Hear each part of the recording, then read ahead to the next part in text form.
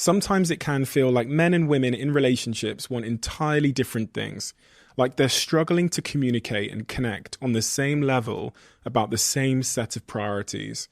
Jordan will now explain exactly why that is. But outside of the context of a relationship, all of us struggle in our lives for a variety of different reasons. And what Jordan's particularly good at is telling anybody who's right now listening to this that is struggling in some way or finds themselves in a situation where they're struggling to get out and climb out of that situation, step by step, how to do that, how to turn that situation into the greatest success of your life. And that's why I loved this conversation and why I think you're going to love it too. Struggle, relationships, men, women, our conflict, how to rise above it all and be successful in your life. And before this episode starts, I've got a 10-second favor to ask you that are listening to this right now. The majority of people that watch this podcast haven't yet hit the follow button. I can't tell you how much it helps when you hit the follow button. The show gets bigger, which means we can expand the production, bring in all the guests you want to see, and continue to doing this thing we love. Thank you so much for your time.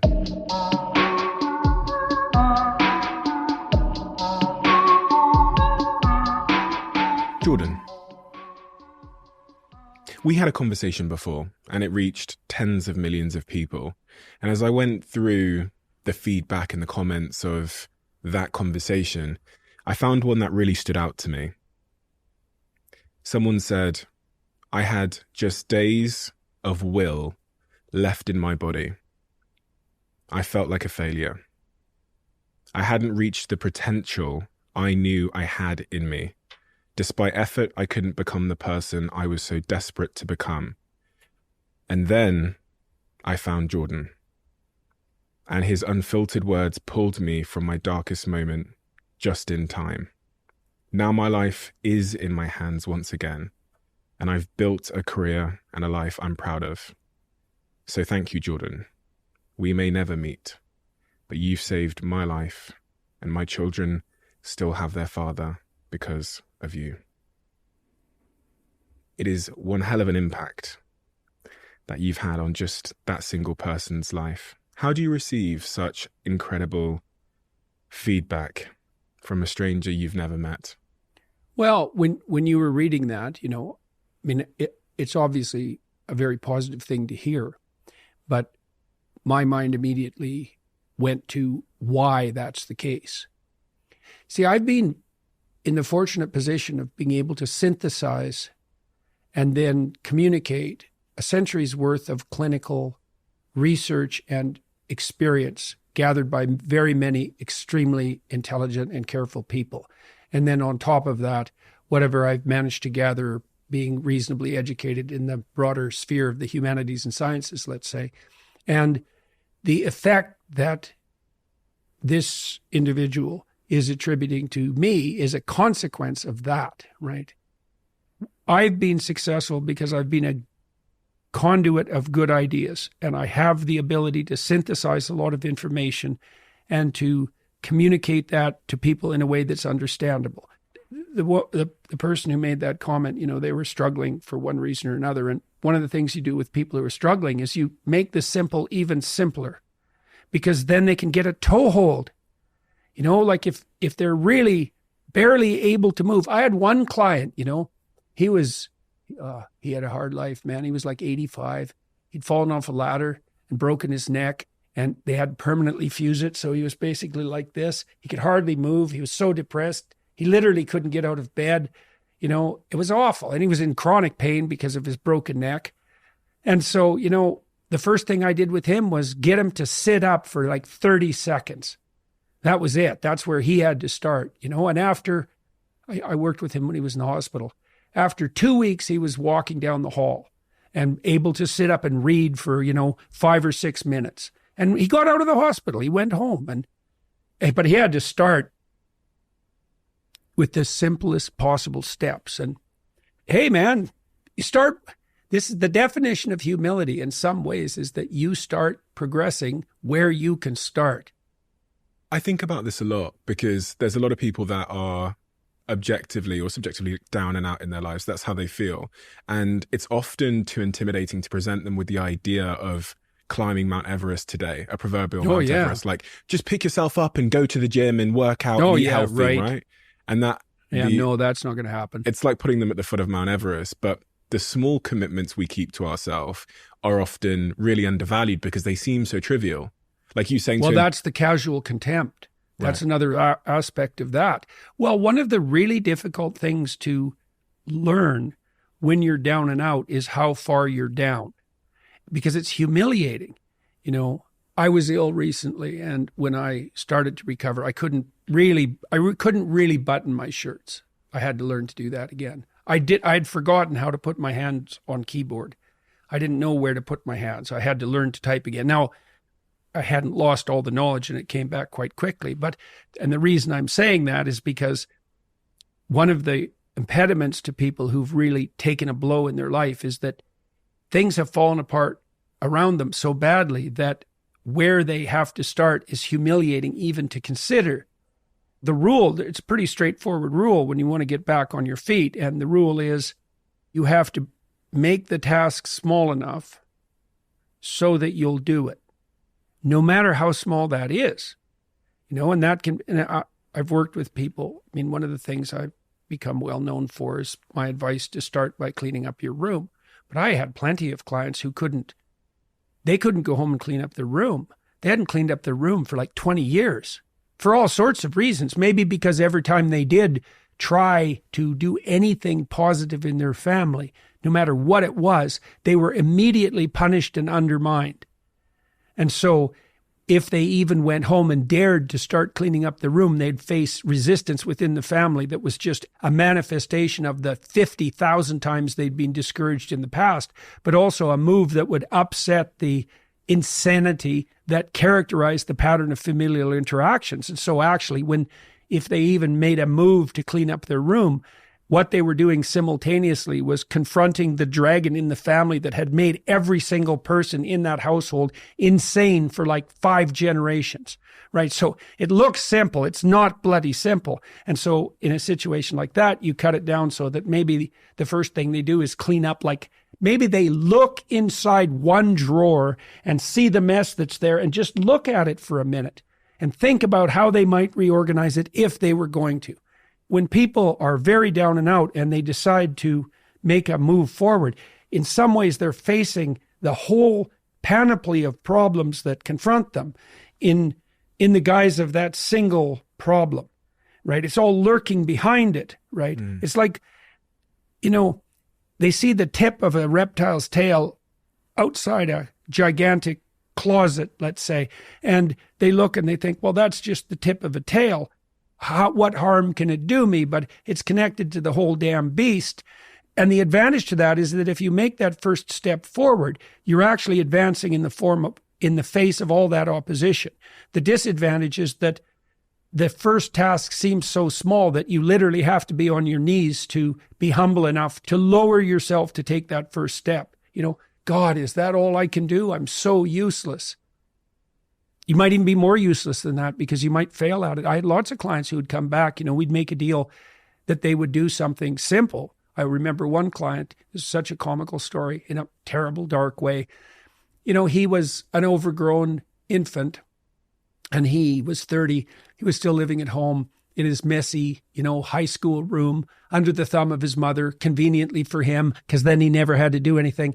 And he had managed to entice some girl into sleeping with him and she got pregnant. Now he's going to have a son. And he had enough sense to come to me and say, you know, I'm kind of a wastrel and I've mucked up my life, but maybe I'd like not to destroy this kid. So is there something I could do to put myself together?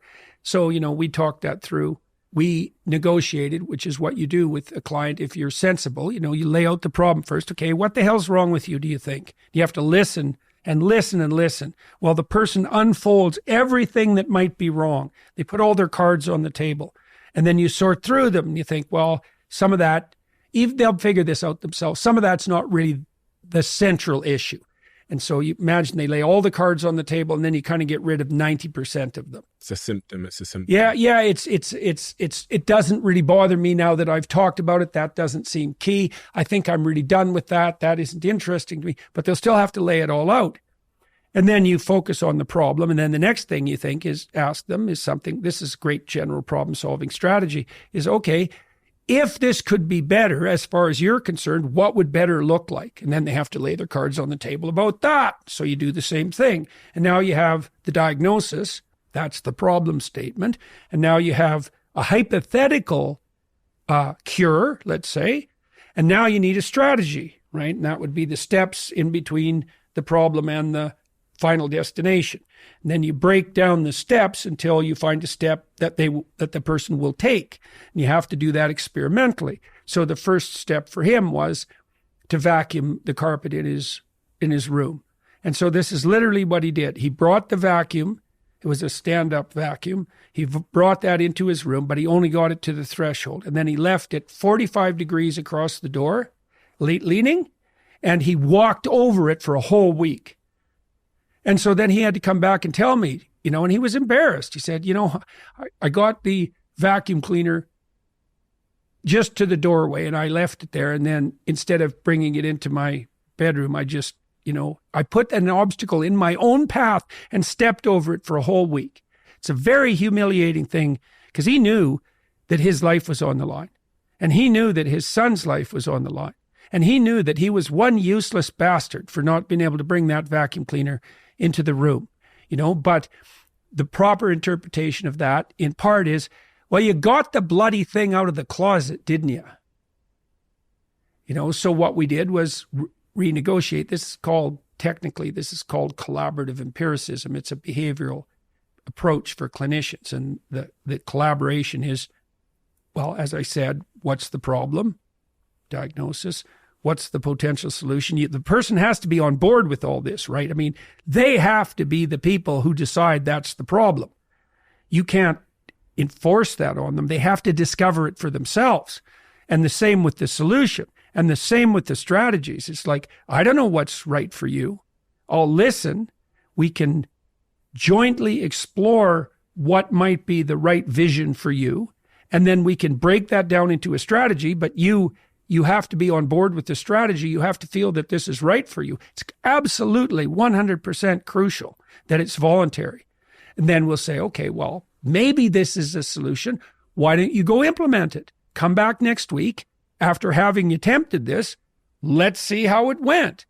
And sometimes people come back and say, well, that went great and it started me and I did 3 other things and you know what, we seem to be on the right track. And sometimes they come back and say, nope, that didn't work at all, like with the vacuum cleaner. And so then you have to think what you do in that situation is make the task smaller. If you make the task small enough, I've never seen anyone not be able to progress if they made the task small enough. But, that can be pretty humiliating. Now, the upside is that once you take that first step, you've looked the beast in the face and you'll start progressing, not linearly, but exponentially in speed. So what's cool is that it doesn't really matter how small that first step is because it'll start doubling. And anything that doubles grows unbelievably quickly. And so that's a very useful thing to know too. And that's true when you're learning anything new. It's like you'll feel like an imposter. You'll feel like a fool because you are. And you'll think, I'll never get there. And the destination might look very distant. But if you take a sufficiently small first step and get the ball rolling, you can be cruising along at a pretty good rate, generally faster than you'll think. What's going on in one's psychology there? Is it building evidence of your own capabilities and capacity? Definitely. What seems to happen when you expose people to small but challenging tasks, it does 2 things. It makes them more skilled because now they're actually dealing with the problem. And so they're acquiring the new perceptions and the new behaviors that are mastery.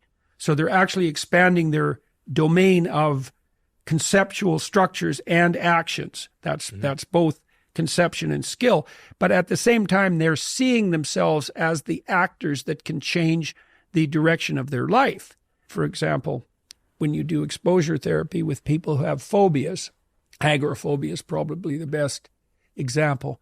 So agoraphobia is a condition where people will become so terrified generally of life that they often literally can't go outside their house. If they go outside their house, their anxiety levels climb to the point where they have a panic attack, which is like the complete disinhibition of the fight or flight system. Very overwhelming experience. People will go out and they'll have a panic attack, and then they'll avoid where they had the panic attack. But then the probability of the panic attack starts to spread so that wherever they go, they have a panic attack, and then they end up stuck at home. And it's quite a common condition. Now, the people who develop that are generally women, and that's because women are more sensitive to anxiety than men. They're generally women who had an over-dependent relationship with their parents, maybe particularly their father. They're generally women who went from their father to a boyfriend who was either overbearing and overprotective, or who was enticed into becoming that by the dependency of the person, of the sufferer. And then, so imagine you're a dependent young woman, you haven't learned to stand on your 2 feet. Every time you had a problem, you were taught to seek authority. You sheltered behind the protective walls that someone else had established for you. You married someone like that. Now he died, or you're getting a divorce, or so that wall is starting to come down. Okay, so all that existential panic starts to rise. You start panicking when you go out, and you end up at home unable to move. Also thinking you're the only person in the world who's suffering that way. And so what you do is you find out, you do a problem analysis, and you find out their core fears. And agoraphobics are often afraid of elevators. And that's quite convenient because, there are elevators everywhere. So you can start having them confront their fear of elevators. So how do you do that? Well, if they're really terrified, you say, well, let's look, why don't you come sit by me and let's look at some pictures of some elevators. And you say, look at the elevator. Okay, now imagine being 20 feet from it. How are you feeling? And they'll tell you. They're nervous. They're afraid they're going to get trapped in the elevator. They're afraid they'll have a heart attack. They're afraid that they'll be in there with other people who are watching them panic and have a heart attack and being humiliated. So the two big categories of fears for people are like painful death and then public humiliation. And if you have a really good anxiety fantasy, it's that you're going to undergo a painful death in a very humiliating way. And so that's what they imagine happening in the elevator. So it's not exactly that they're afraid of the elevator, right? They're afraid of death and humiliation. And the elevator is a portal to the realm of death and humiliation. It's like, I'm afraid of an elevator. Okay, how afraid? Could you look at an elevator from 100 yards down the hall? Well, like, if it isn't 100 yards, then 125 yards. Like, you'll find some threshold that the person can tolerate. Okay, so now you're at the threshold where the magnitude of their confidence is precisely matched with the size of the apparent dragon, right? So, and they feel that. It's like there's a place where their fear they'll say, that's close enough. It's like, okay, now you're on the edge. You're on the edge. So now we'll dance on the edge. We'll move you a foot forward. Okay, so let's move a foot forward. Okay. Anything negative happening? Well, I'm feeling a little nervous. Okay, well, let's just stand here for a bit. Keep your eye on the elevator. Don't hide, because you can avoid by just not looking. And we do this all the time. We look away. And the bigger the dragon, the more we're likely to look away. People don't like to look at, and you can understand why. People will avert their eyes from atrocity. Right? And they'll certainly avert their eyes from the thought that they could participate in atrocity. And you could think of that as the heart of darkness. It isn't, because you could look at the fact that you could take glee in the commission of atrocity. And no one wants to look at that. Well, you start, and you have to look at that. You have to look at that in the final analysis. But one step at a time, and you can do that with any problem, literally any problem. Break it down, break it down, break it down. Public speaking. Anything. Going to the gym. Yeah. Anything. A small dose.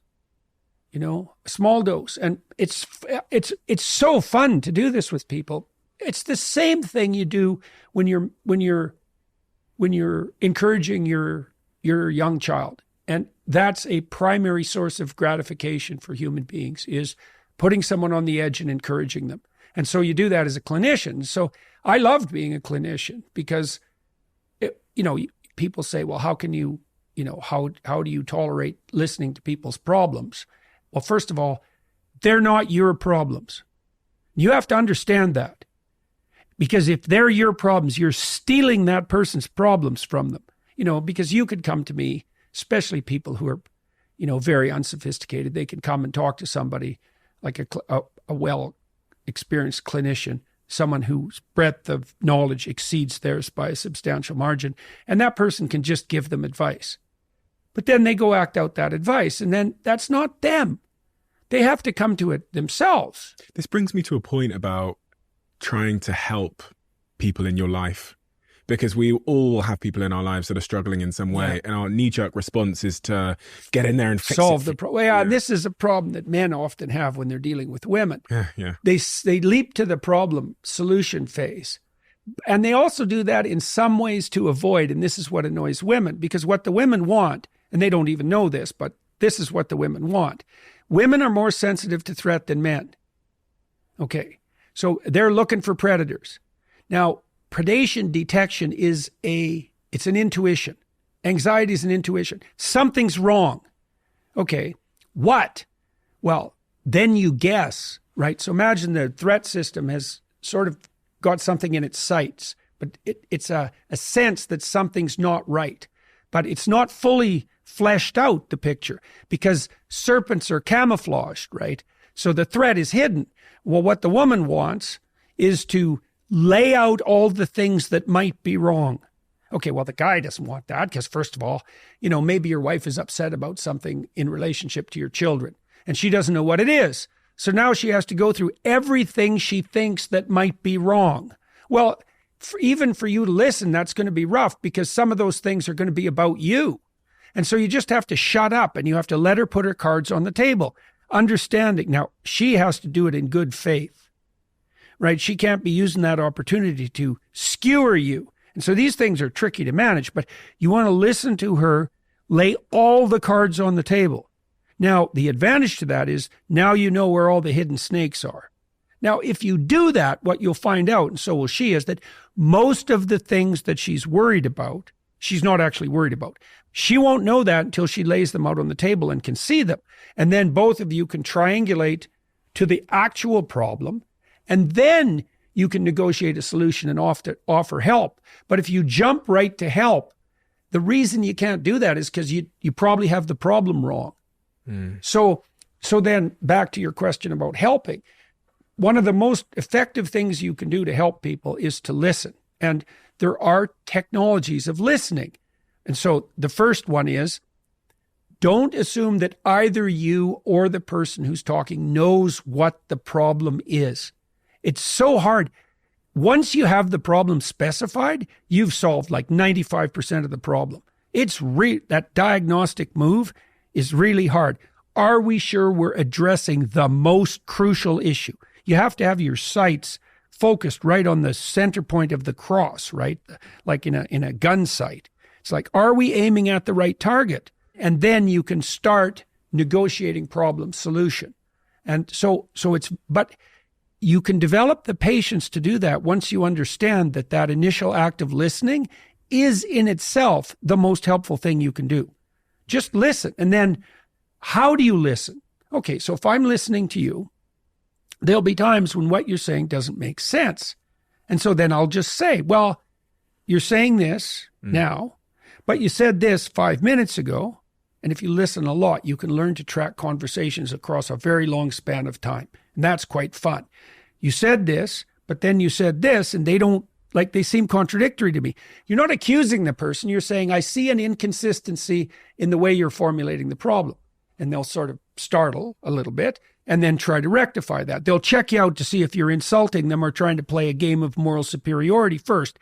But if it's just an honest question, then you're actually helping them lay out a description of the situation that's not internally contradictory. Okay, so, and the great podcasters do this. You see this with Rogan. All Rogan does is ask stupid questions. And the way he does that is by consulting with his own ignorance in humility. Rogan is listening. He's thinking, I'm a stupid lunkhead and I don't understand this. What do you mean? And that's brave because he's exposing his own ignorance, but it's honest because he doesn't understand, but it also unites him with his audience because especially with someone like Rogan, the probability at this time that if Rogan doesn't understand the gist of the conversation, that 95% of his audience doesn't understand it's like 100%. The importance of listening can't possibly be overstated.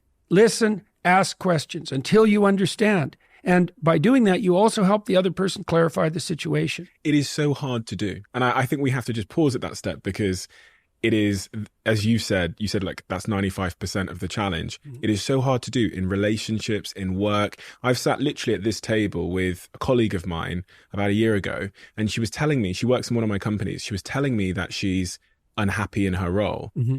And I remember sitting here and she gave me a bunch of reasons why. And I kept asking and asking questions. And after just 30 minutes of asking the questions, she had decided that in fact, everything she had just said was not the issue. And then it related back to a much more fundamental issue of just meaning in her work. Okay. Well, that's very important. That's very important. Jung called that a circumambulation. Okay. So now imagine the threat system is going off, right? It's saying something's wrong. But it's a primordial predator detection instinct. That's what's being triggered. It isn't capable of high resolution conceptual formulation, not to begin with. Something's wrong. Okay, what? Maybe this. Okay, now what happens is the maybes circle and spiral, right? And as you lay them out, you spiral inward to the gist of the matter. But you have to see, because you could imagine while this woman is explaining her problems to you, she's talking about things about the company and her relationship with the company that might be unsettling to you. So you're sitting there thinking, while she's laying out her problems, maybe you're getting defensive. Well, that's not true. The company's better than that. That's an unfair accusation. So you're feeling on the spot. Plus you want to jump in with your solution because you want to show that you're bigger than the problem that she's showing, or maybe you're secretly attracted to her and you want to be a white knight. I mean, there can be 50 things. You're sitting there thinking about what you're going to say next because you want to play dominance, or maybe you think that's what you should do because you're a boss. And it's like, there's a lot of things that'll interfere with listening. But so you learn, you say, just shut up, ask stupid questions until the person that you're listening to has specified the problem.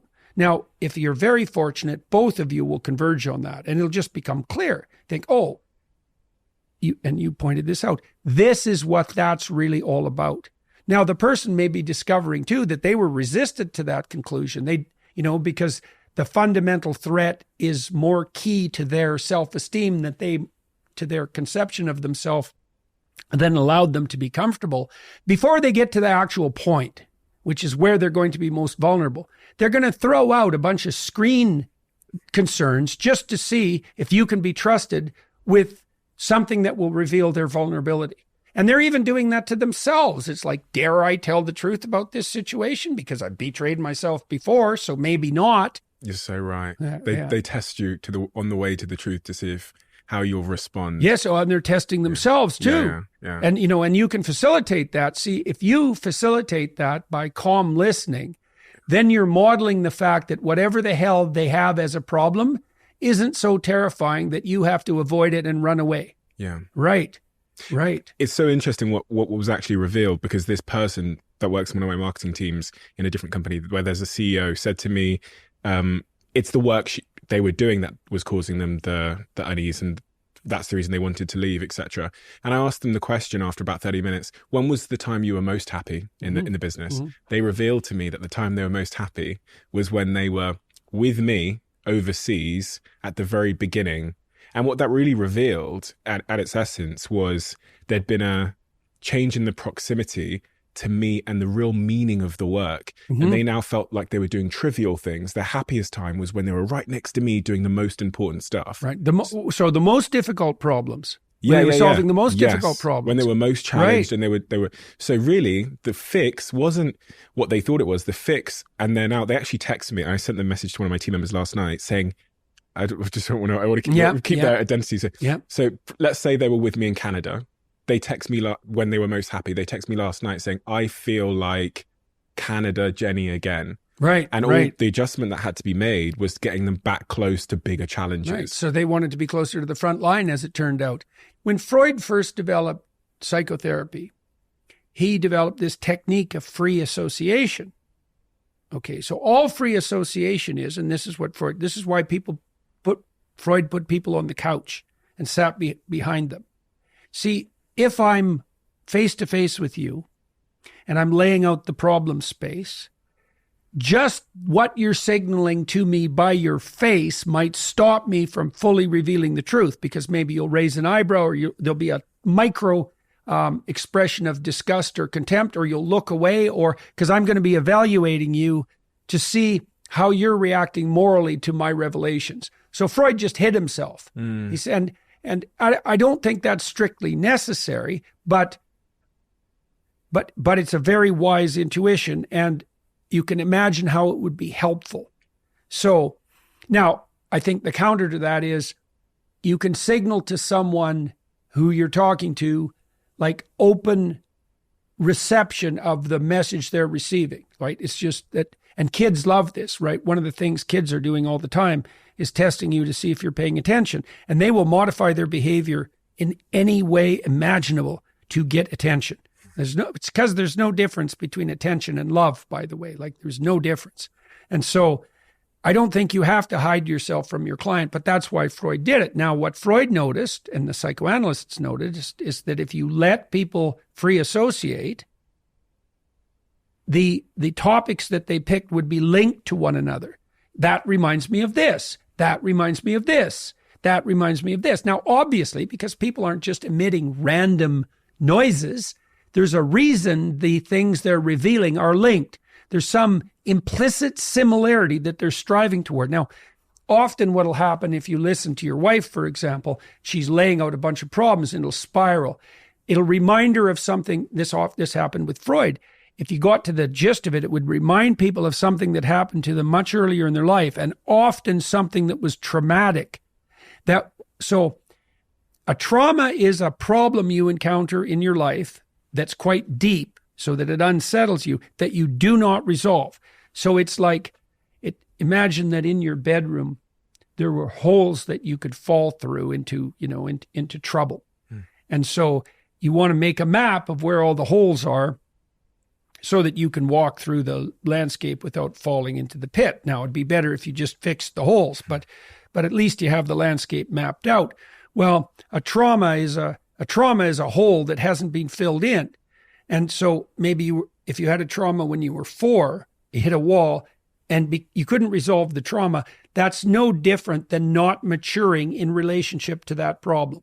So what you have at hand there are only the tools that you developed by the time you were 4. Now, then you might encounter a situation where that's reminiscent of that. So, for example, someone might say, I had a problem with my boss. I have a recurring problem with my boss. And so you listen, he says, that reminds me exactly of what my father did when in this situation when I was a kid. And so the reason the person is reacting to their boss in a negative way is because they're using the same conceptual structure that they used to construe their father when they were 4. You'll see this in marriages all the time. Like, if you have a recurring problem with your partner that you really can't understand. Now, it might be your fixation at some developmental stage that's the problem. Like, she's interacting with you in a way that elicits your 13-year-old self consistently. But she also might be reacting to you in a way that elicits her 13-year-old self. And so then, but if you listen to her, she'll get to that. And then she'll tell you the story, and then sometimes she'll be able to figure out what to do about that herself, or sometimes you'll have to discuss it, but it almost always results in tears, almost always. And I think the reason for that is that what happens is when people break down in tears, so children cry quite often, and they cry when they encounter an impediment that they can't surmount. And I think what tears do is dissolve you to the state of neurological plasticity that characterizes early childhood so that you can learn. Now, people don't like that, right? That reversion, it's humiliating. But you have to break. That's the crying. The crying is an indication that the current conceptual structure is insufficient. It has to die. And then the tears come, right? And then now you're prepared neurologically to learn something new. And that'll be whatever comes out of the discussion. And that'll replace that old conceptual structure that's outdated and immature with a new, somewhat fragile conceptual structure, right? And then the person will try that out a couple of times. Like maybe this is something where it's like something that's just come out of a cocoon. You have to be very careful when you negotiate with your partner because, maybe they'll decide that they'll try a new tactic that you have both agreed on. But the first 30 times they implement that new tactic, first of all, they won't do it very well because it's new. And second, if you punish it, it'll kill it right away. Yeah, so you're describing my relationship very accurately because I am someone who so what's my sort of attachment style? I grew up in a household where my parents were at each other a lot. It was fighting, arguing. Yeah. So I learned very early on that relationships are like prison. Right, so right. I wanted to commitment. I ran from commitment my whole life. I met someone who had an opposite attachment style where whenever things get a little bit rocky, she wants to like latch on, in a sense. Like she really wants to make sure that she's got my attention. Yeah. For example, I could come home and say one word that shows that I'm focused on my work, and then suddenly she's like fighting for my attention. That makes me want to run, and that makes her want to chase. Right, right. And so then she'll get triggered, and then she'll kind of retreat and be, it's quote unquote, like the word sulking is often used. Yeah. So we came up with a system where I said to her, when you feel triggered by me not giving you the attention you want and you end up spiraling, can you just try and tell me as soon as possible? Yeah. Instead of like the 7-hour silence. Yeah. So that was the mechanism we came up with. And then the first time she did that, I was, as you said, very conscious of making sure I didn't react badly to it or get triggered by it. Right. So you're describing the process I've been through entirely. Yeah, well, this happens to everyone. And those sulks, let's say, that's a nonverbal threat response. Right. Right. And you want to replace that with a more differentiated, practical, and more immediate strategy. And so, one of the things that I've seen, for example, with my wife is that the periods of time where she gets upset shrink and shrink and shrink and shrink because she can get from the problem to the verbalizable statement of the problem and the solution way, way faster. But that takes just from continual practice, because continual attention is like, oh, I'm upset. Okay, well, what am I upset about? Here's a bunch of things that I might be upset about. Okay, which of those are focal? Like this is something you can learn, but you have to admit you're upset. And you also have to understand that you don't know why. Because one of the things that'll happen in a marriage with any close relationship, with any relationship is like, well, if you and I talk and we hit a pit, I would rather that it's your fault, right? Because then you have to take the conceptual structure and you have to allow it to die and you have to cry and you have something to learn and it's you and it's an indication that you're insufficient. It's way more convenient for me if it's you. Plus I get to feel moral superior and like I have myself under control and that I've mastered the universe. And also women also in some ways want that from men because they want the men to be competent. And so men will pretend to be more competent than they are. It's like, you want to find out what the problem is because then you can solve it. And one of the things you have to consider is that you're the problem. Maybe you're not, but maybe you are. Now you might say, well, why should you undergo the cataclysmic revelation that you're the problem? And the answer is because you could stop being the problem. Like that's the payoff. Because you might say, well, why attend to your wife? Why fight? And the answer is so you don't have to fight again. See, and I know this, so I'm a very agreeable person. I don't like conflict. Like I'll do almost anything not to paper it over, though. That's the thing, to fix it.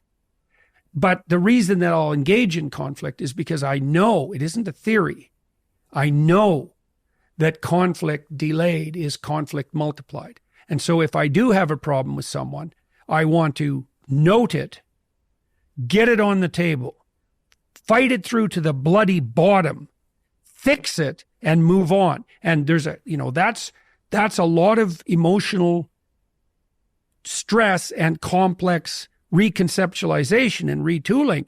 And people would rather avoid that, because, you come home from work and your mind is on something, whatever the hell it is. And then this like snake pops up and you think, do we really have to deal with this now? It's like, well, maybe. And if not now, when? And that's something you can also negotiate, like I can give you an example of that. So there was a time, a very long time, where my daughter was insanely ill and suffering brutally and deteriorating at the same time. And that's overwhelming by definition, because a problem you can't solve is overwhelming. And then so the question arises, well, how do you deal with a problem that's overwhelming that you can't solve without making it worse? So one of the things that Tammy and I did was we made rules. It's like we didn't talk about Michaela after 8 o'clock at night. It was just off the table because we knew, well, are you going to go to sleep? Are you going to need some sleep tonight? Like if we're going to battle this for like decades, we better not wear ourselves out. Okay, how not to? Well, let's make some rules. They're like negotiating rules. And you can do this. This is good advice to the degree you can give people advice about a relationship. Here's something to understand about your marriage. Okay, you are going to have to listen to your wife 90 minutes a week. Okay, and you might as well just get that through your thick skull. Now, why? If you listen to her enough, you can make peace and you can play. So there's a huge benefit. If you don't listen to her, that will accumulate and you'll listen to her in divorce court. Like you will eventually listen. And at some point, you'll pay for the privilege of doing so, right? Because there'll be other people involved. And then the backlog will be so high that you might never escape from it. Why don't men like to listen? Well, often because the insufficiencies are pointed at them. And sometimes, especially if the woman, let's say, and this can go both ways, let's be sure about this, but we might as well revert to the stereotypes. And I think it's fair because women are more threat sensitive. So they're more likely to bring up problems. Now that's the disadvantage is they bring up problems that don't exist because that's a false positive. But the advantage is they bring up problems before you're sensitive enough to see them. And so this is very important if you think about the role of women is the woman is closer to the infant than you. Okay, so you're, doing whatever the hell you're doing. You're concentrating on your career. You're not, especially when the infant's under a year old, you're a step removed now, and good, you can be dealing with the external world, but she's concentrating on the little kids. And one of the things you want to hear from her is what the hell's wrong with the kids before you're wise enough to see it. Now, the price you pay for that is she might be shorting out about things that don't exist. So, and this is especially true if your wife is high in neuroticism, and it could be true if the husband is too, but as I said, that's the more stereotypical situation. So why listen? To get to the signal. Now, will she get to the signal? Yes, although she might not be very good at that, and it might take a lot of listening. But if you listen long enough, she'll get better and better at it until she'll get like really good at it. And then the time between the emergence of the problem and the solution it'll collapse to the point where it's virtually immediate. Now that's a very high level of mastery. That can take a very long time. But then, you also want to put forward to your wife and yourself the proposition that you're better than you are, which is, well, I get the problem, I can solve it. It's like, no, you probably don't get the problem. And even if you did, it isn't necessarily the case that you could solve it. And so you have to put up with the fact that you're going to have to be dragged through the mud because she's going to point to, maybe her kid's upset because you're a tyrant. And you probably are a tyrant to some degree, clomping around, overconfident and all that. And so she's going to poke you. Well, maybe this is how you're stupid, or maybe this is how you're stupid, and maybe this is how you're stupid. Long list of potential ways and actual ways you could be stupid. So you have to listen to that. Now, your wife has to act in good faith. One of the things that Tammy and I did when we first got married, because I thought a lot of this through before we got married. I said, look, if we're going to do this, you have to tell me the truth. I don't care what it is. I'll tell you the truth, but you have to tell me the truth. I don't care what the truth is, but it has to be true, right? And so without that, you get nowhere. And you can't trust your partner either.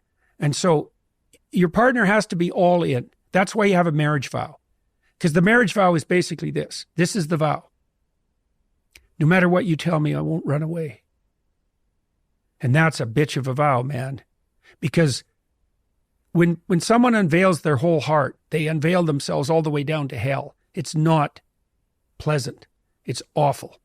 And so they need to know that you will not run away. And that's a vow, because what do you know? Look, the person's always going to be thinking, always, if you really knew who I was, you wouldn't love me. You wouldn't be with me. And, hey, fair enough, because people are full of snakes. And if all those snakes were revealed, perhaps the logical thing to do would be to run. And so then you might say, well, why not run? It's like, well, you want to run from everyone for the rest of your life? You want to forego the advantages of a permanent relationship? And you're full of snakes too. So you're both making a bad bet. And so you make the bad bet based on the idea that if you are faithful and you are truthful, that you can resolve the issues, and you can. It's a good deal. Resolving issues. Much of what you've talked about stems back to childhood trauma and things that happen in our formative years. I often wonder, those holes in the bedroom floor you describe, the early traumas, They're often in the bedroom floor, by the way. Yeah. You bet. Can we ever fill those, or can we just put planks of wood over them? Oh, no. You can't put planks of wood over them. You have to fill them. And what you do, and you can do this. Let's say you were bullied repeatedly when you were a kid. Okay, you're probably still being bullied, because if you didn't, being a bully victim is a stable trait. So the great analysis of bullies that have been done, Dan Olweus in Sweden did this. He was a great psychologist. He analyzed bullying behavior and bully victim behavior. So he defined bullying very carefully. You're a bully if you use power disproportionately.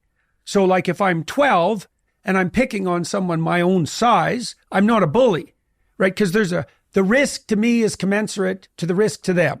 That's just aggression. That's just competition. And even if it's violent, it's not bullying. A bully is when I'm 12 and you're 8, or when there's 2 of us and 1 of you, or when I get you in a position where you're completely vulnerable and can't defend yourself. Disproportionate use of force, right? Bully victim is someone, the bullies will check out. Imagine a bully comes into a room full of kids. He'll poke at all the kids, and one of the kids will manifest a disproportionate emotional response. Well, then it's like he just zeroes in on that. And those are often kids who are higher in neuroticism or who are fragile for other reasons. And then that can become permanent. And both the bullies and the bully victims have a negative long-term developmental trajectory. The bullies tend to become criminal and alienated on that front, especially as they move into high school. And the bully victims tend to become depressed, anxious, and dependent. If you have a partner who's been a bully victim, for example, that's going to be brought into your marriage. And then one of the things that's going to happen is every time you try to have a dispute, which is to actually think and solve a problem, they're going to see you through the bully template. They're going to treat you like you're a bully. They're going to accuse you of being a bully. They're going to bring up all the times before when you acted like a bully, and then you're going to have to defend yourself. And part of the reason that people can't listen is because they also don't know how to defend themselves. It's like, especially if here's 15 pieces of evidence that you're a bully. It's like, can you counter those? Maybe. What if you're not very articulate? It might take you 2 weeks to think up how to argue yourself out of that. Plus, you're going to be doubtful about it. So those are very complicated things to work through. But you can listen. If you listen, the person will dispense with some of their accusations by themselves. The accusations that can't be dispensed with, though, now those are questions. Maybe your kid's upset when he or she's interacting with you, and your wife says, well, you're too hard on him. It's like, well, are you? Well, it's time for you to go away for like a week and meditate on that, right? And that's soul searching, right? You're going to go down to the bottom of your heart. It's like, well, are you a bully? Are you a bully like your father was a bully? Are you a bully like a friend who was a reprobate that you admired and tried to copy was a bully? You have to see, because maybe you are. Maybe you should stop. But then you also have to figure out how you would be if you weren't being a bully. Then your wife can help you, and this is another good rule for couple conflict. Like, let's say I'm unhappy with you. So I come and tell you that. You can ask me, okay, what do you want? If I could give you what you wanted, what would it be? Well, I don't know. It's like, no, sorry. I cannot hit a target you won't specify. Let's discuss it at least. We got to have a target here. And so this is also if you're an employee. You got to know this if you're an employee. You're going to your boss with a problem. Why don't you go with a solution too? And if you're the sort of employee who goes to your boss with a solution, you'll ratchet yourself up the hierarchy. If you're in a halfway decent business, you'll ratchet yourself up the hierarchy so fast you can't believe it, because you'll get a reputation as the person who can solve the problem. So, and you can actually play with this in your marriage, because one of the things that you can do, for example, is, well, let's say you say something that irritated your wife. Okay. And then you can say, okay, she'll say, well, yeah, that really bothered me. It's like, okay, it's an open question. Why? Maybe she's too goddamn sensitive, and maybe you're too much of a son of a bitch. It's like, who knows, right? But you can ask her, okay, if I had said what you wanted me to say in that situation, what would have I said? Now, that's a hard question. She has to think about that. It's like, well, what would have worked? And then she'll say, well, maybe you could have said this. And then you can say, okay, let me say it. Now, then she has, but it's sort of like, let me say it. It'll be sort of fake. It'll be a first pass approximation. You're putting words in my mouth, but let's assume that I'm trying to do something better stupidly and badly to begin with, with an eye to mastering it over 50 repetitions. Mm-hmm. So, but I'll start by just saying it. So she'll tell you what to say and you can say it. Now, if you're absolutely 100% unwilling to say it because you think it violates your conscience, that's a whole different issue. That means there's a deeper discussion to be had. But maybe you could try it. You could try it out for size. And maybe she could see if that sort of satisfied her. And now you've got a rubric for how that interaction might go in the future. Let's make it concrete. You come home at the end of a workday. Okay. There's a right way of doing that you have to negotiate with your wife. Maybe she rushes to the door and meets you with all the problems of the day. Okay, that's probably not a great strategy, because you're already up to here, you're tired. So is she, likely, from whatever she was doing. Maybe she was at work too. You can't meet each other when you're both tired every single day for the rest of your life with nothing but a ball of problems. Partly because if you do that 50 times, you're going to view the person as just a bunch of snakes that are coming at you. That's not good. Even if the problems that are being pointed to are real, you might think, okay, so you come home after work. What would be the best way for that to unfold? And you have to negotiate that. And I would say, let's parameterize that a bit. You're probably hungry. Well, you don't want to talk to someone. This is another great rule. Don't talk to your partner about something complicated when they're hungry.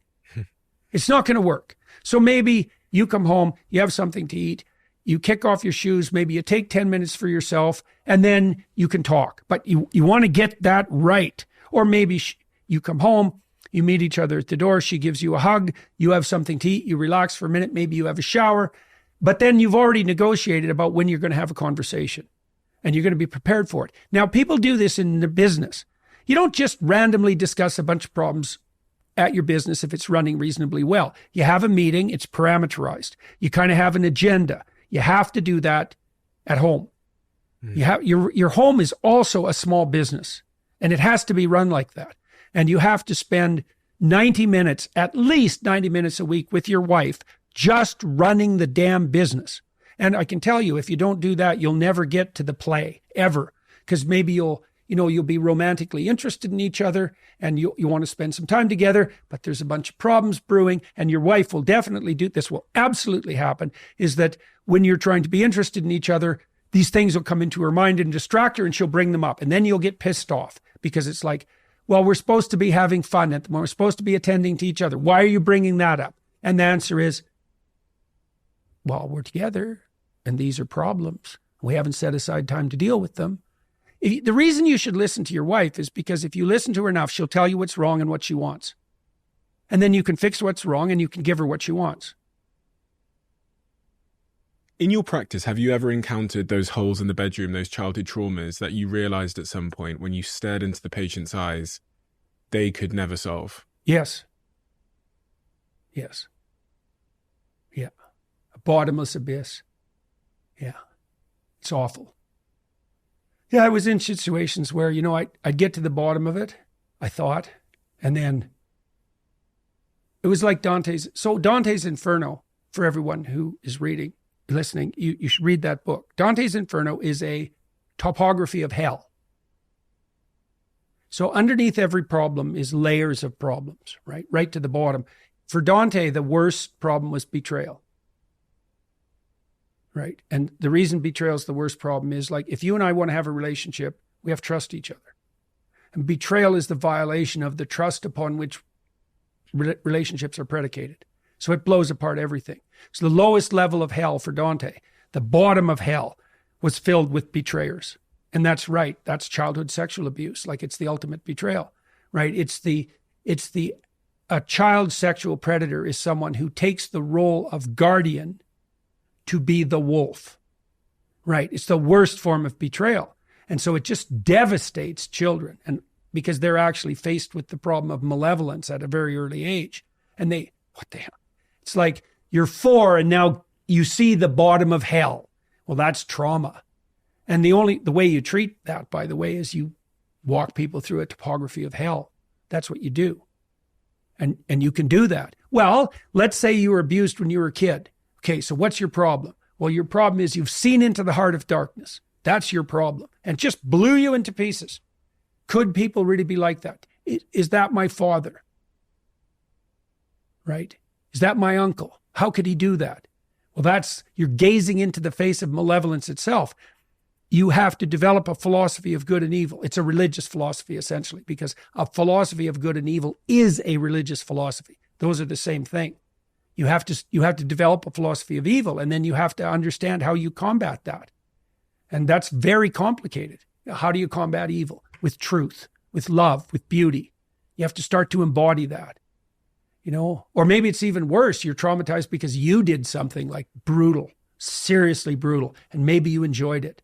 That's a very common pathway to post-traumatic stress disorder for people.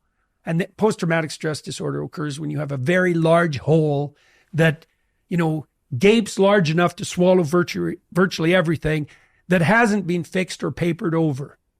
You do that by finding your way out of hell. And that's what happens in the Inferno too. Dante is guided through hell by Virgil, who's the spirit that guides you through hell. That's a good way of thinking about it. So, and every problem, even the problems your wife brings to you, especially if they repeat, there are levels underneath that. And at the bottom, there's a betrayal, something like that. There's some bit of hell in there somewhere. And sometimes, if you go all the way to the bottom and you solve that bottom problem, you'll solve a whole bunch of peripheral problems. So there's a movie, Apocalypse Now, that's about a journey to the heart of darkness. And that's what the book is about, Joseph Conrad's book. And there's a documentary called Heart of Darkness that describes the making of Apocalypse Now.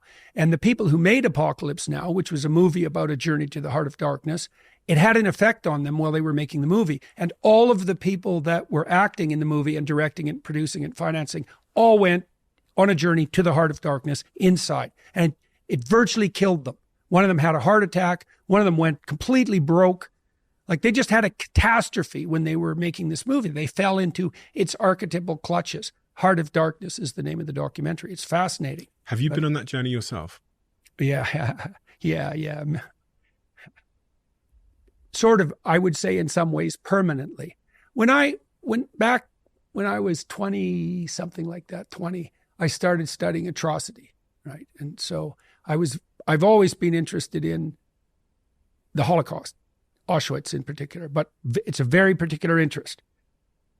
Like evil, Nazi Germany, Auschwitz, prison guard who enjoyed his work, right? Because my question was, how could you be an Auschwitz prison guard who enjoyed his work?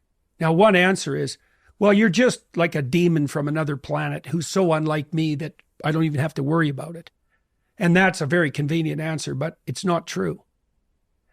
Many, many, many, many of the people, not all, many of the people who were involved in the Nazi atrocities were perfectly ordinary people. They were just like you. And you think, no, I wouldn't do that. It's like, that's not what the evidence suggests. The evidence suggests that the vast majority of people in Nazi Germany went along with it. Now, not all of them were dragged into the abyss itself, but plenty were. And if you think you wouldn't have been one of them, that just means it's highly likely that you would have, because you have no idea what you're capable of. There's a great book about that. It's a terrifying book called Ordinary Men. And it's about the initiation of a police battalion from Germany who went to Poland after the Germans marched into Poland. Now, these were ordinary men. They were policemen, middle-aged, who had grown up before the Nazi propaganda mill got going. Okay, so they weren't indoctrinated Nazis from like the time they were 4. They're just ordinary middle-class guys. Plus, their commander told them in Poland, when they were starting to do military work, even though they were civilian policemen, that they could go home, that they didn't have to do this job, and that there would be no repercussions. And in fact, out of the battalion, a number of men right at the beginning said, I'm not doing this, and they went home. The vast majority went along. Now, why?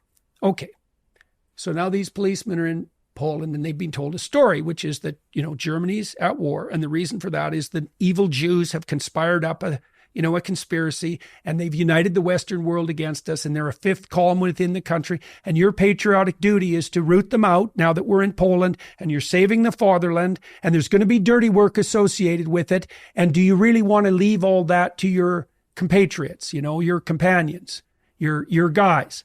Because like if you and I are together, and someone that we're working for presents us with a dirty job, and I say, well, I'm not doing that, well, then I leave it to you. Mm-hmm. So there's a kind of betrayal that's built into that. Now, the guys that left thought, I don't care, I'm not doing this, but most people didn't. And part of the reason they didn't do it is because they were loyal to their peers.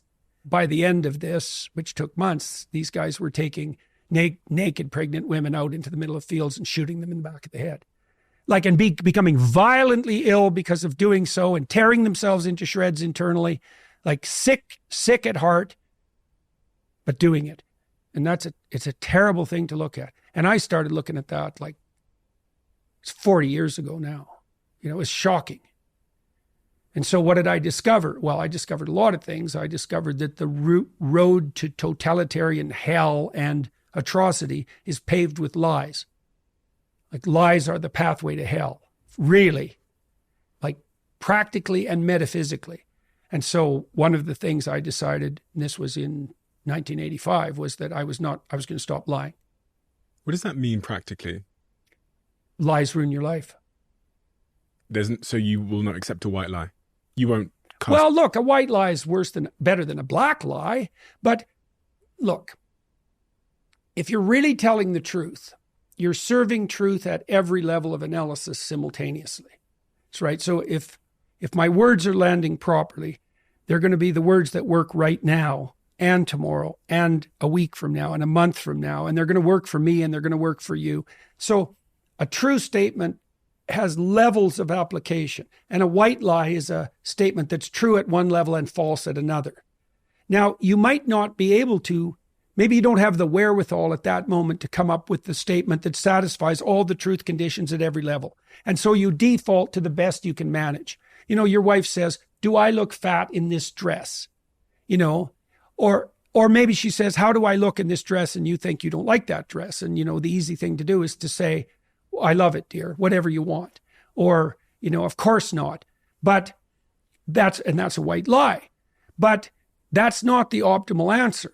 A better answer to that is, don't ask me questions like that.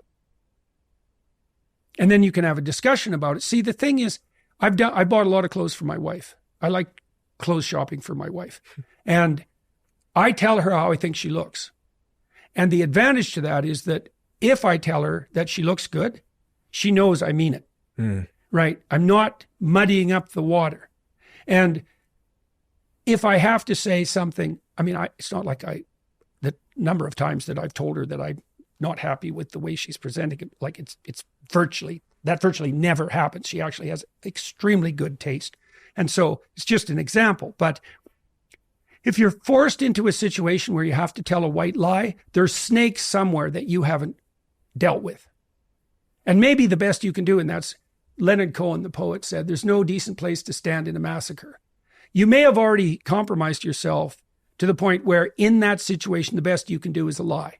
But that means that you shouldn't have bloody well been there to begin with. And the antidote in many respects is honesty further upstream, honesty with yourself and others further upstream. You can get yourself in positions where all of your options are bad. And what that means is exactly as you pointed out, you did something upstream, man. Now, one of the things you do in therapy is you find out what people did upstream. You know, and you'll find this in your discussions with your wife. There'll be a problem. And as you circle towards it, you'll see, oh, this is where I made a mistake, right? This is what's wrong with me. And then you can even find out, if you look, you can go back into your past and you can think, oh yeah, that's when I made that decision. I knew when I made it, it was a bad decision, you know? And your life is full of the consequences of decisions you took in the past that put you on the wrong path. And you said, we were talking about repairing things. What you do is you go back to where you made the mistake. You figure out what the mistake was.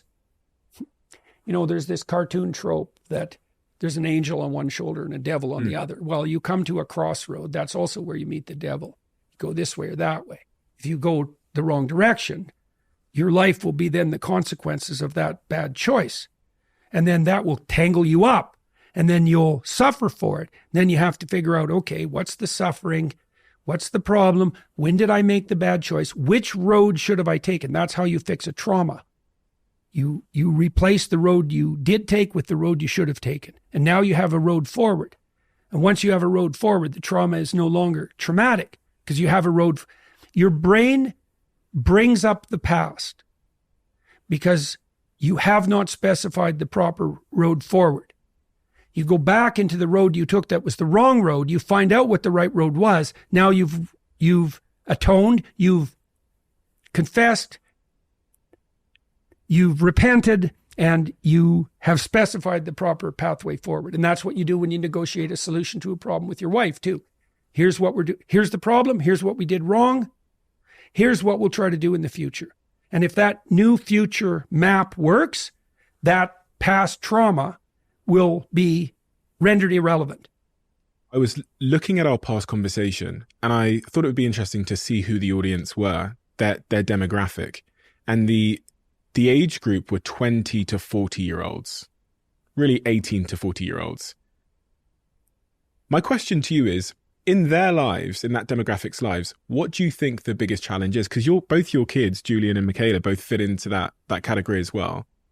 What is the greatest challenge that demographic face? Well, the biggest challenges we had with our kids was, I think the biggest challenge I had in my generation was negotiating the years between 13 and 15, something like that. But my sense is now the biggest challenge to young people is negotiating the transition into adulthood identity. And I think that's partly why we have this terrible war in our culture about what constitutes identity. And I think the reason that identity has become such a problem is that our concepts of identity are unbelievably unsophisticated, narrow, hedonistic, and self-serving. So the identity groups that have popped up are all, you could say, whim-based identity groups. They're sexual identity, say, or something arbitrary like sex or race or ethnicity, something arbitrary. But the sexual identity groups are particularly interesting because the idea that that's your identity is predicated on the notion that there isn't anything more vital to you than the immediacy of your sexual behavior. Well, you're not a sex machine. You're not a short-term sex machine. That's not what a human being is. So if you revert to that, all you're going to do is produce like anxiety, hopelessness, and misery. It's not a good solution. So then you might say, well, what's the solution? And the solution is something called a subsidiary solution. It's like, so what's your identity? Well, you should get your act together and take care of yourself. So you have to integrate yourself. You have to integrate across anxiety and hatred and pain and jealousy and fear and hunger and lust and all that plethora of spirits that wage war within you. It's a lot. It's a lot. You have to bring that into a unity, okay? And one of the things Nietzsche said, the famous German philosopher, was that every drive attempts to philosophize in its spirit. So all those subordinate spirits that war inside you will try to dominate. I'm only my anger or rage. That's the protester type, I'm only my sexuality. I'm only my appetite. That's the consumer model. But all that has to be integrated. And then you might say, well, integrated into what? Well, integrated into a structure that serves all of those spirits simultaneously and harmoniously across a long time. That's maturity. Okay, but that doesn't happen in isolation. So then there's stages above that. Okay, so the next thing is maybe you've got your act together enough so that someone can tolerate being around you. So there's enough left over from you so you can play with someone else. So you establish a relationship, marriage, let's say. You invite someone else to join forces with you. You produce a united vision. Okay, so now there's you and there's you as husband. And it's the joint interplay of those that's now your identity. Okay, and so now you have a role and you have obligations and responsibilities and opportunities. You say, well, I'm constrained by my marriage. There's all sorts of things I can't do, which really means I can no longer, in the most primitive way, it means I can no longer immediately gratify my short-term whims. Although it could also be more complex in that I don't get to pursue the things that I need to pursue, which means you haven't negotiated with your wife very well. Mm-hmm. Like if your marriage is a prison, you're either very immature in what you want or you haven't negotiated properly. If you've done it well, you've got your individual unity established, and then there's a unity within the marriage that's better. And why would it be better? Well, you could learn to love someone, and that would be better because getting outside yourself decreases your anxiety. So we know as psychologists, one of the things that was learned 20 years ago is that there's no difference between thinking about yourself and what you want and being miserable. Those are self-consciousness and negative emotion are so tightly tied together that they're statistically indistinguishable. Does that not raise the question about the decline of religion? Absolutely. Well, that's the next level. It's like, okay, so there's you, now you're a husband, right? And so your identity is those two things in lockstep. But that's not enough. Now maybe you're a father. Now you have kids. Now you have a whole nother level of responsibility and opportunity to flesh yourself out and support and love. Right? So now, and then, well, you've got your family together. That's not enough. You've got the community to serve. So you want to serve the community, and then communities scale. Maybe you're good in your local business and you have a local business organization and you're good in that. And then, then there's the town level and the city level and the state level and the country level. And then, America is one nation under God. That's the ultimate level of this hierarchy of identity. And that's what should be served most fundamentally. That's a definition, okay? God is that which should be served most fundamentally. It's a definition. So when you're thinking that B is better than A, what you're saying, even if you don't know it, is that B is a step from A on the road to God. That's what you're saying. The medieval definition of God was something like the sum of all that is good, or the essence of what is good. And so if you believe that there is a good, then lurking behind that is the spirit of all of that which is good. That's God by definition. Now, you can debate forever about what that is, but it is something you live in relationship to. Like that's absolutely inescapable. And you might say, well, I don't believe in God. And then I would say, well, do you believe in good? And you'll say, no. I say, well, then you can't act. Because you act towards a good, or you're not motivated. I called Simon Gunning, who's the CEO of Campaign of Living Miserably. It's a big mental health charity here. And I said, give me the updated stats. He said to me, 19 to 35-year-olds, which is that demographic that are listening to this predominantly, are twice as likely to report being in crisis than any other group. Right. And there's a reason. It's a very straightforward reason. It's literally this. The more you are focused on yourself, the more miserable you are. It's as simple as that. But that's society now these days. I know. Well, and there are terrible forces pushing us in that direction. Like I could attribute this to the idiocies of a degenerate Protestant liberalism driven by postmodernism. But you could also just as easily point to consumerist capitalism. It's like, it's all about you. It's all about what you want. Worse, it's all about what you want right now. Worse, It's all about what your basest appetites want, regardless of cost, right now. Well, that's the same as being 2 years old. There's nothing about that and why do you think that's you anyways? It's like, since when did what you are become what the most idiotic part of you, who cares nothing about anything else and any other people, wants right now? Why is that you? How about this though? So this is where I'm trying to make a distinction is responsibility is a good thing, but with responsibility sometimes comes this idea that it's about me, my outcomes are about me, it's all about me, my success and failure are a consequence of me. Yeah, well, right, absolutely. Well, that's why the classical Christian philosophy has always been that you cannot infer someone's moral worth by the level of accomplishment. So the aristocrats would have said, the Roman aristocrats would have said, well, look at me. Like, it's pretty obvious, speaking to a slave, say, it's pretty obvious that I'm better than you. First of all, I can slap you and there's not a goddamn thing you can do about it. And you have to do what I tell you to do. And I've got all the money and all the stuff, and I can make all the decisions, and I have all the power. Clearly, that's evidence that I'm morally superior to you. But didn't they believe that a god had granted them that superiority to some degree? So didn't they often believe in fortune as the... Sure. Well, sure. Of course they did. That just made it even better. It's like, the fact that I've got the power is a reflection of the fact that the cosmic order is clearly on my side. And we believe that less now because of the decline of religion. So we now think that our outcomes are more determined by our own actions.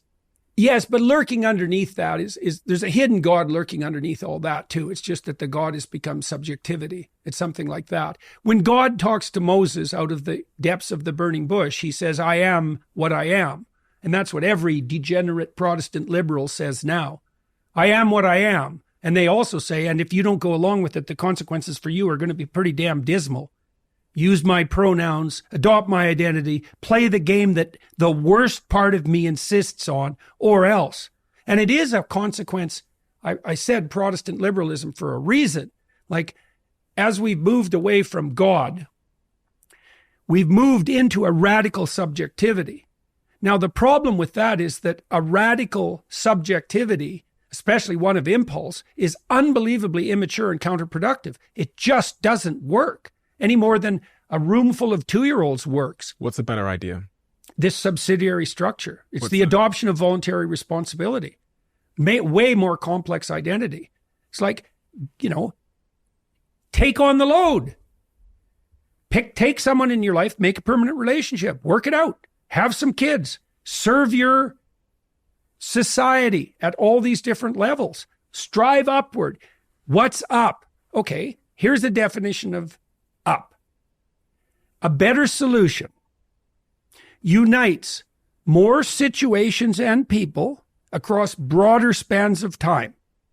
Is this why, and this brings me to, you're doing Peterson's Academy, which is an online sort of interactive learning platform you've designed, which is kind of, seems like it's taking on this typical university structure. I was on there, I see people can sign up right now, but why are you doing Peterson's Academy? Well, curiosity.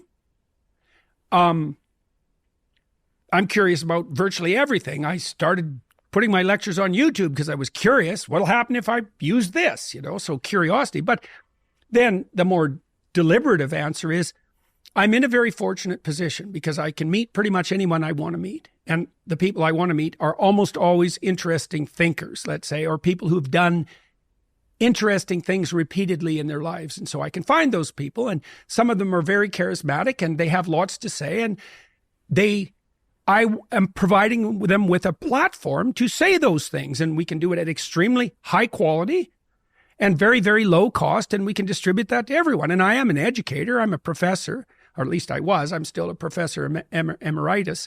And it's time for what we've been doing in universities for all these centuries to be made available on a mass scale, because it can be done very well, and it can be done, and it's entertaining to do, and there's no reason not to do it. Okay, so that's all on the positive side. And then there's a sense of humor aspect to it too, because it became impossible for me to work in a university.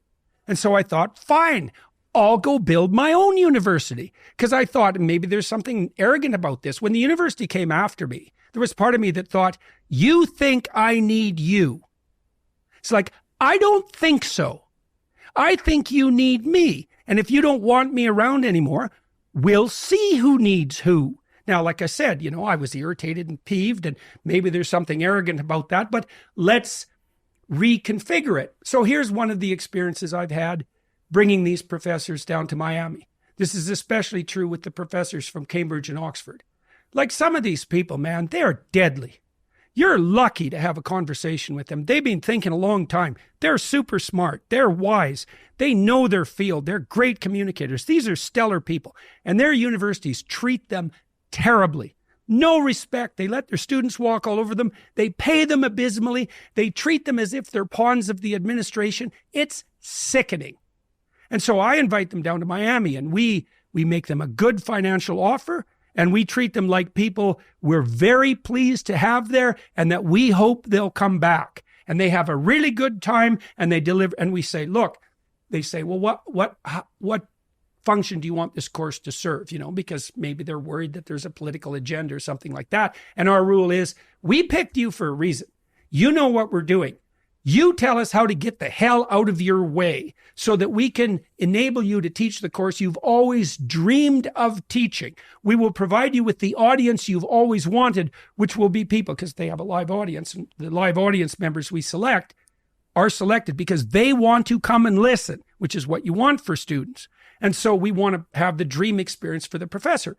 Come, talk about what you love to people who want to listen, plus we'll provide you with maybe enough financial security so you don't have to be concerned about your damn university anymore, which is also something I'm quite pleased about. Now, I don't know if we can deliver on that, but even the initial, we give them an advance, like with a book deal, and even the initial advance generally is a sizable sum.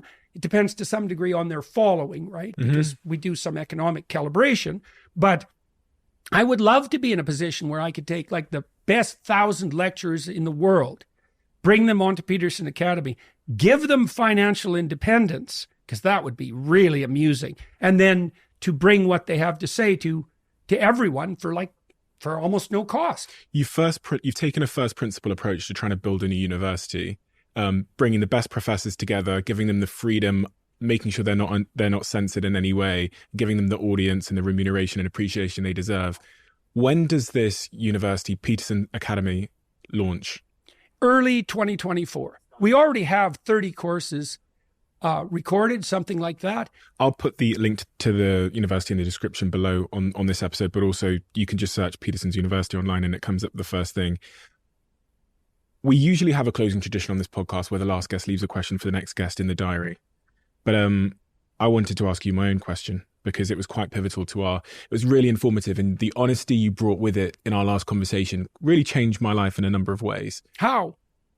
I'll tell you after I ask you the question. Okay. The question is, how are you doing? Good. I still have a lot of pain, so that's annoying, but not anywhere near as much as I did have when I was really sick. So I almost always feel like I have a relatively serious flu, achy. It's some neurological problem, and I have no idea what it is, and neither does anyone else. But I'm not anxious at all, and my head is very clear, and I have such a ridiculously interesting life that the leftover trouble is basically irrelevant. I wish it would go away, but whatever, it's not that big a problem. So, and I just have an absolutely miraculous realm of opportunity in front of me. It's crazy. Every day I have is so interesting that it's almost unbearable.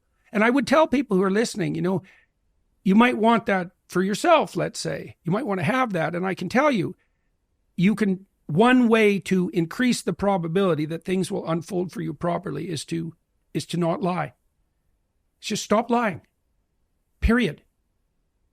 Stop saying things you believe to be untrue. Stop doing things you know to be wrong. Just start with that. You'll get closer and closer to the truth. And the truth is the adventure of life. That's the advantage to the truth. You have the world on your side. But obviously, because if you're lying about things, you're opposing reality. Who are you? Who are you to oppose reality? Good luck. Unbearable. It's almost unbearable. Your life is so exciting and so full of opportunities that it's almost unbearable. Yeah. It's like an action-adventure movie all the time. It's crazy. It's crazy. Wherever I go, I can talk to whoever I want, essentially. I'm going from country to country. People stop me on the streets. They're happy to see me. It's like I have friends wherever I go. Really, it's crazy. And people, they feel they know me because they've been watching hours often, and they do know me.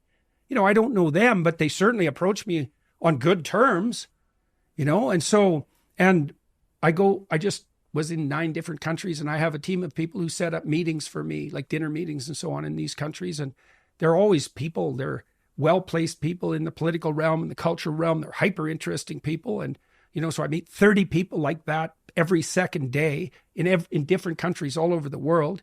And then I have these podcasts, and I can basically phone anyone I want who I would like to talk to, and they'll talk to me. And so, 3 times a week, I get to sit down with someone who's like a bloody genius.